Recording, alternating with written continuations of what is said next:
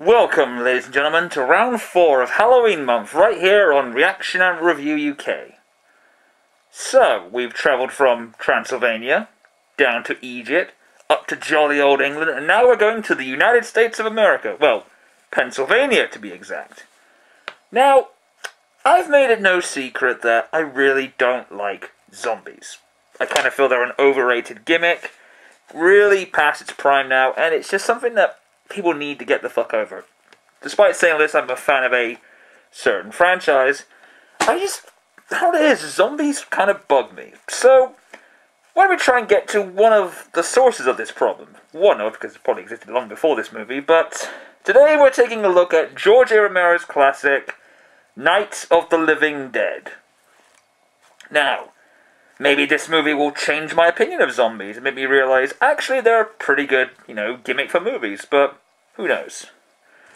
That in mind, everybody, grab something to drink.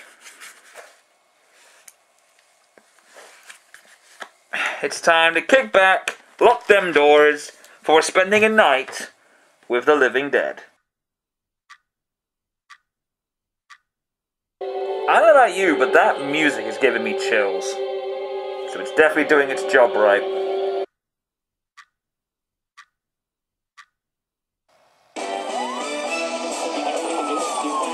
You freaking serious?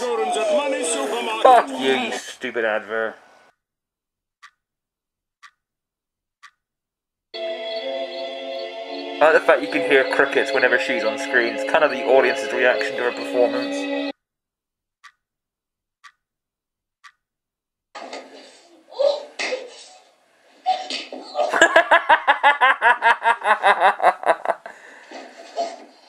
Oh, right, here on Reaction Review UK, we do not condone violence towards women. I don't know about you guys, but looking at that fire is really making me warm. Hang on a sec.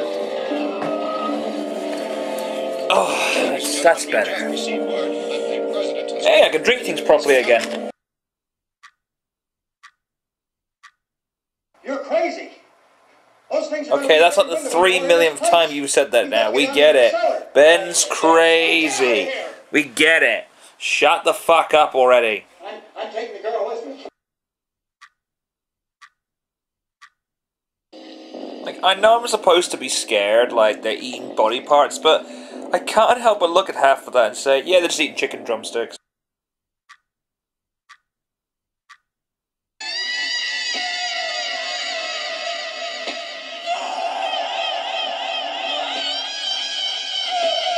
I'm not gonna lie, that was pretty creepy.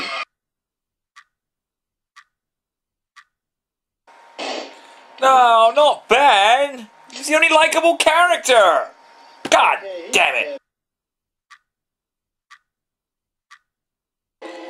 So, that was Night of the Living Dead. Let's just put an end to that.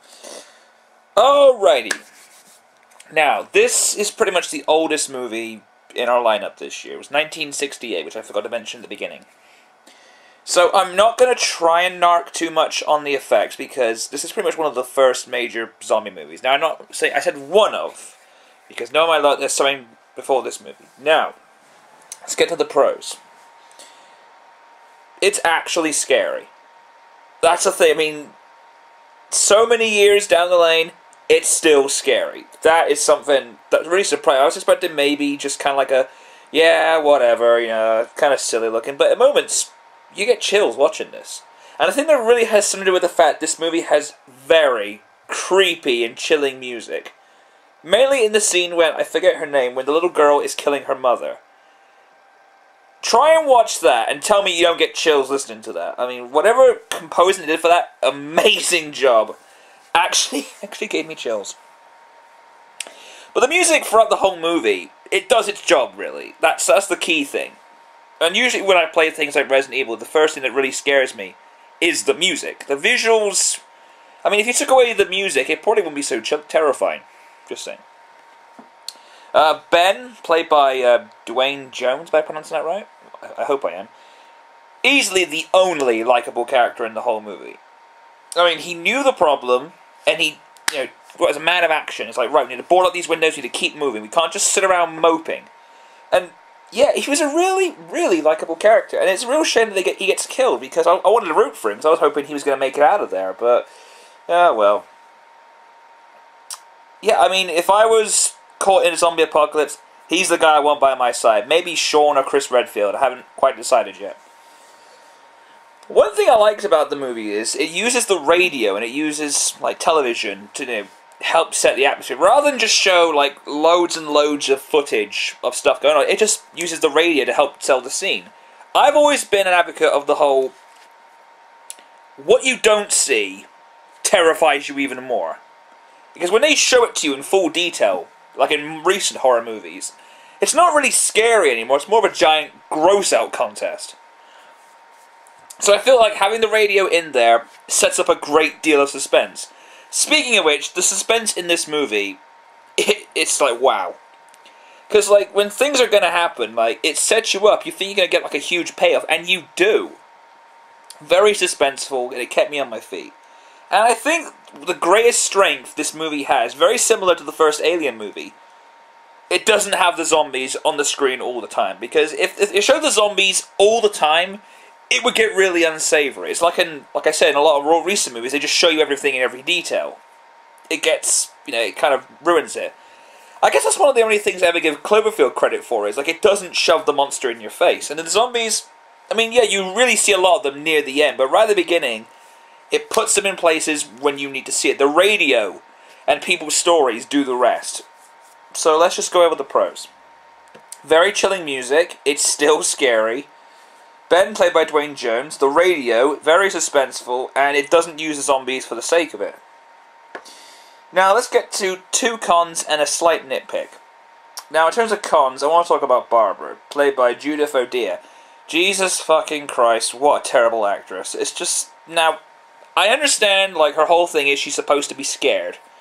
But she went all Anthony Hopkins and started chewing the scenery. It's just... Like, what are you doing? Like, there's one point in the movie where she's... like, furiously studying the quilt pattern on a couch. And, like, I get it, your brother's dead and all, but I'm pretty sure when people's relatives die, they don't just go all batshit insane on us. So, yeah, I felt she really crippled me. She started off pretty well, but as soon as, like, Ben came on the screen, like, he sucked in all the character and plot development, and she was just left with nothing. That's just how I interpret it. I think his name was Harry. The whole, he's crazy! I wanted to punch that motherfucker in the face. Like, he is the last person you want to be caught in a zombie apocalypse with. He's that kind of guy that's really selfish, like a control freak and everything. Reminds me of my dad. That was mean. But pretty much a glorified control freak, and he ultimately led to their downfall. It wasn't really like Ben or Barbra, or the young couple that perished in the barbecue inferno. It's this guy. He is just such an asshole. And when Ben was beating the shit, like, yeah, go for it, Ben. And this is more of a nitpick. Now, I understand this is a really early movie, like 1968, but some of the zombie effects were pretty pathetic. Also, this weird idea that they're allergic to fire, which, I think that's kind of like been phased out of more recent zombie movies. But I think, if you were to remake this movie, which would be a bad idea, they'd probably just turn it into a gross-out contest, and... Yeah, I mean, I know it's a nitpick, but the zombie effects could be better. Now, let's just go over the cons before we wrap this up.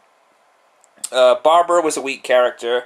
The whole he's crazy guy led to their downfall. And just a nitpick, the zombie effects could have been better. Now, can I recommend this movie to you? If you're a zombie purist, you love zombie movies, zombie games, whatever, you need to check this out. Because it's pretty much the genesis of where more modern zombie movies came from. It's a classic from George A. Romero. Now, has it changed my opinion about zombies? Do I like them? Absolutely not. I still think zombies suck. But I have to give credit where credit's due. This movie is great.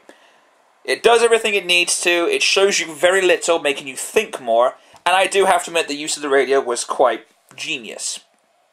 Now, you can find this movie really cheap as chips off of Amazon, Netflix, Play.com. I found this on YouTube via a YouTube channel called OpenFlix, which I think it's in the public domain, so you can watch it for whatnot. It won't be taken down. So I'm giving away the channel name because that's kind of what I believe with this movie. So, with that in mind, ladies and gentlemen, this is another end of Halloween month right here on the Action Review UK. I have been Random. Take care, and I'll see you all in the near future. Peace. When scientists discovered it was carrying a mysterious high-level radiation with it. Could that radiation be somehow responsible for the wholesale murders we're now suffering? Well, it's Don Quinn in Washington. plausible. It's a lot more believable than a T-virus, I can tell you that much for now. Look. You're coming from a